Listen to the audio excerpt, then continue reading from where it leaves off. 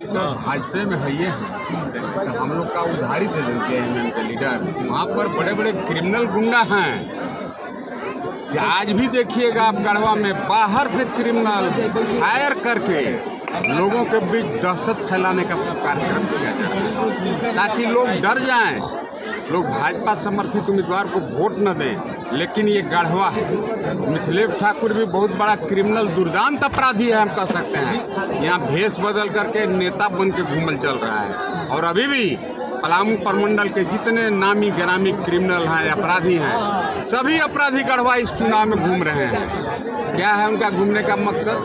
कोई शरीफ आदमी तो घूम नहीं रहा है। ये सभी अपराधी को आप पक्का मानिए, इस चुनाव को जीतने दीजिए, यहाँ के नगर की सरकार बनने दीजिए, भारतीय जनता पार्टी की सरकार।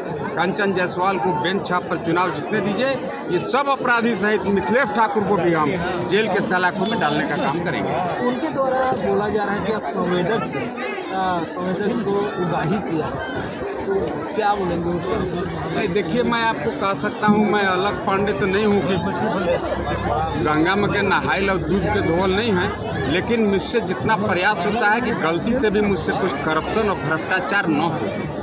लेकिन मिथिलेश ठाकुर जो बोलता है कि 1.25 साल का किए, 1.25 साल में यही किए कि यहाँ के आम लोगों के मन में जो असुरक्षा का भाव था, जो दहशत का माहौल था, जो भय था, मैंने उसको कम करने का काम किया।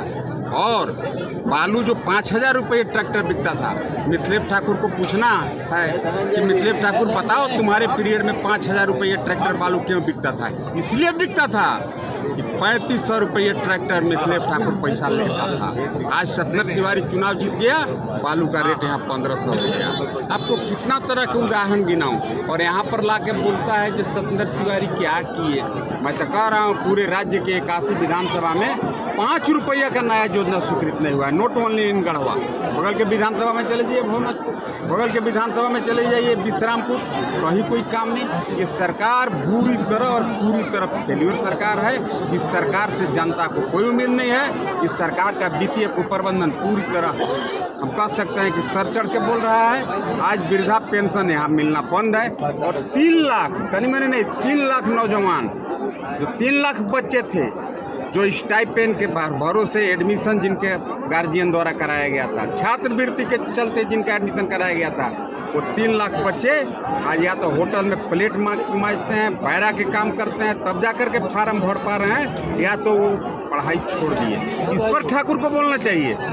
तो क्या उलूल जुलूल बोलते चलता है जो 1.25 साल बीमार रहे, तो कितना दिन बीमार रहे? कई साल के नियम है, कई महीना के नियम है।